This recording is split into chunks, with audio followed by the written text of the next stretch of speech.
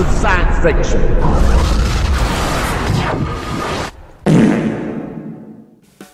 Hello and welcome to episode 7 and 8. This is going to be a bit of a double review, as I missed last week's review, and I have to say I've just watched an hour of She-Hulk, Attorney at Law, and I have to say I thoroughly enjoyed these 2 episodes.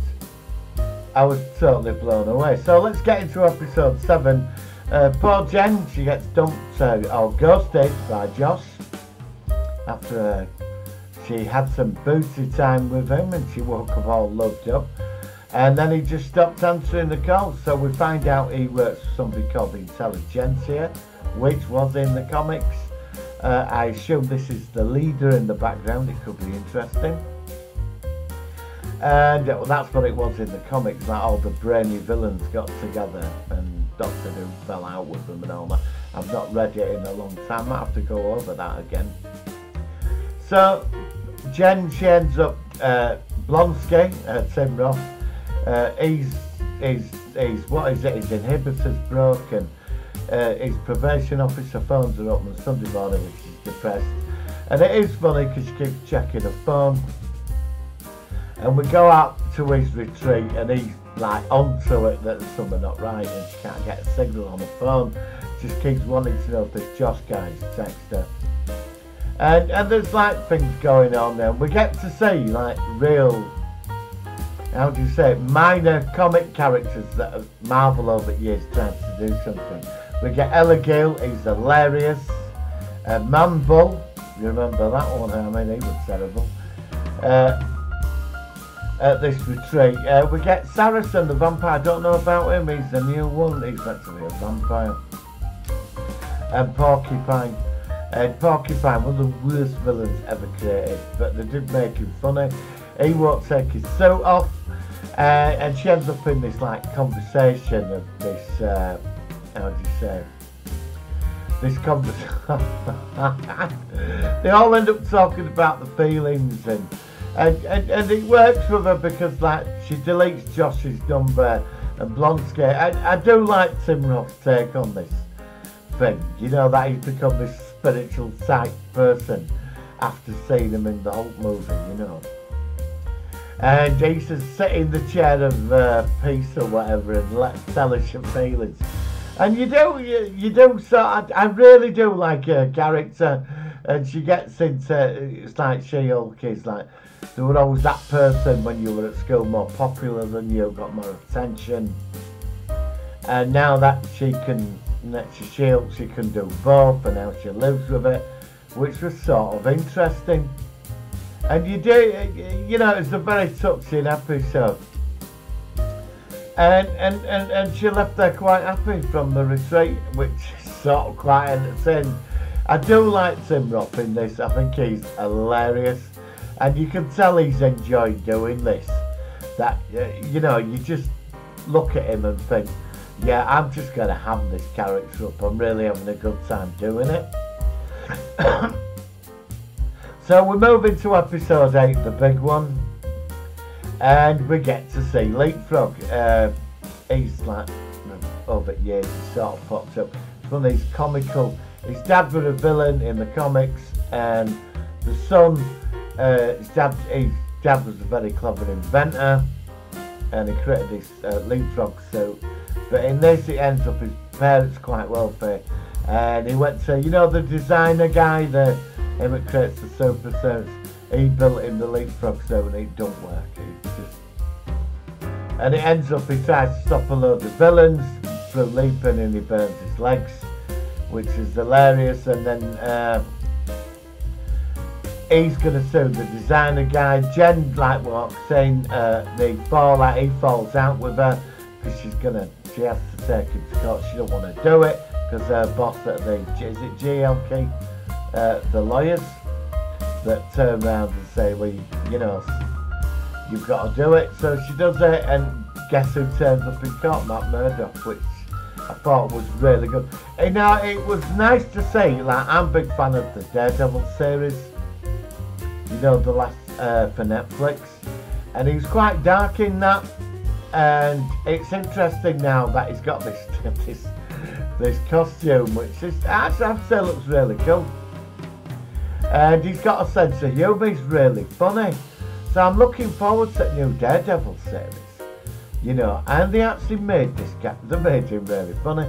So she's representing Leapfrog in the court. She loses, and it ends up he put jet fuel into leaping things and all this, and that was it. And I love the designer guy. He falls out with Jen Shield and destroys the gala and her dress, and she's gutted.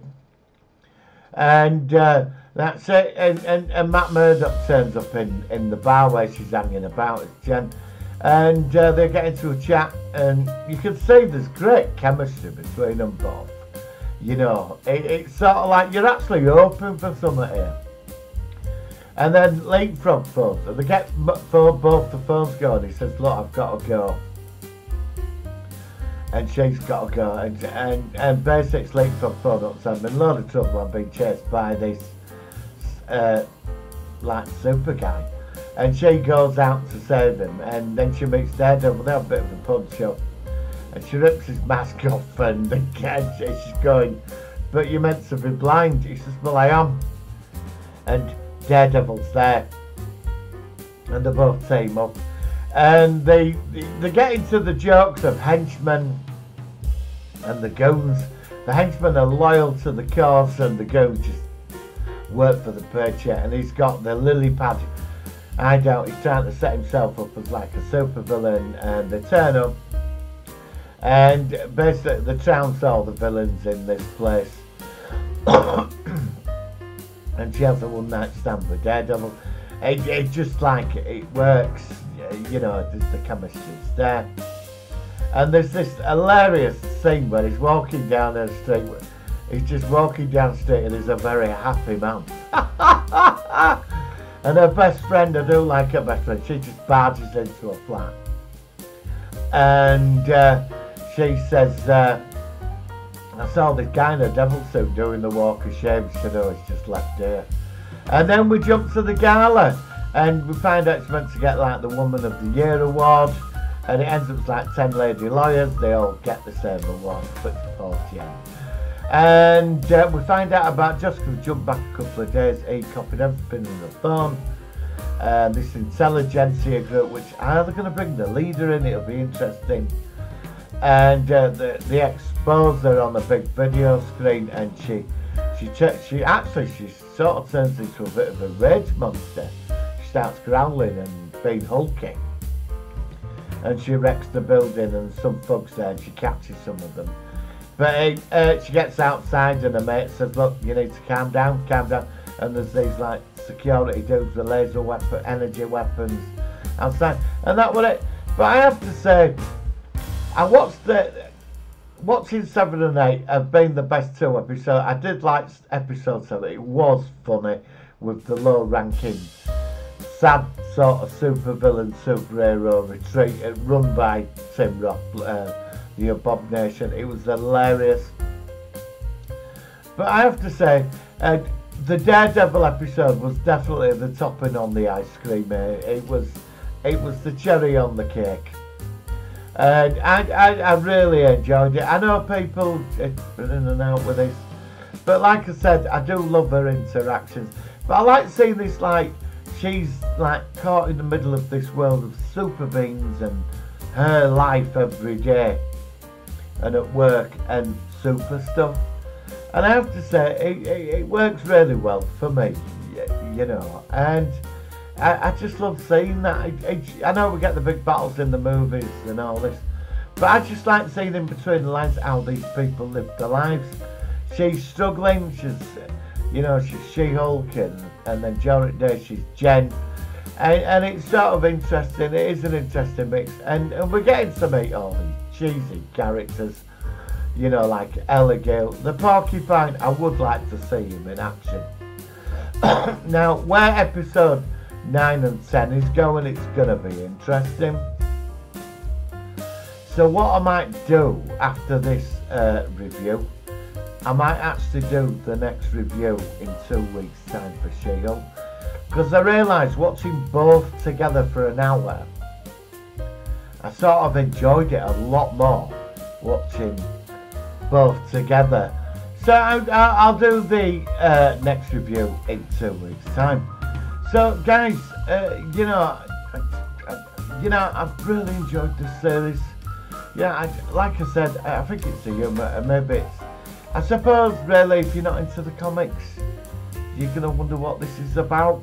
Do you know what I mean? And I get that, but if you're a big Marvel fan, I grew up on Marvel comics, you sort of get it. Do you know what I mean? So what I'm going to do is, I'm going to say, can you please give me a like? Can you please subscribe to the channel? Let me know your thoughts on She-Hulk, and you know, I will see you on the next video, and there's some interesting things to come. So guys, have a great weekend and take care and live long and prosper.